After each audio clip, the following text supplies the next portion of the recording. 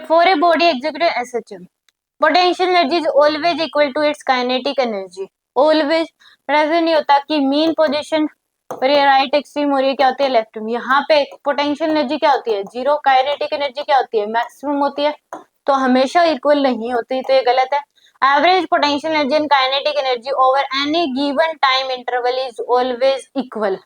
नहीं, दोनों का जो सम होता है वो क्या रहता है, कांस्टेंट रहता है. दोनों का सम क्या होता है, कांस्टेंट होता है. तो ये भी क्या इसकी गलत है. Sum of the kinetic and potential energy at any point, तो काइनेटिक प्लस पोटेंशियल जो होती है वो क्या होती है, टोटल एनर्जी के बराबर होती है. पर ये क्या रहती है, कांस्टेंट रहती है. तो ये सही है. Average kinetic energy in one time period is equal to average potential energy in one time period. तो यहाँ पे काइनेटिक मैक्सिमम होती है, यहाँ पोटेंशियल क्या होती है, मैक्सिमम होती है.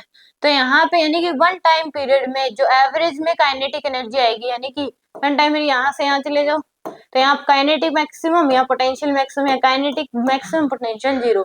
तो एवरेज में देखोगे तो वो इक्वल होती है. तो ये भी क्या इसकी सही है. और वो 1/4 के एक स्क्वायर के बराबर होती है, क्योंकि जो पोटेंशियल एनर्जी मैक्सिमम होती है वो क्या होती है, हाफ के ए स्क्वायर.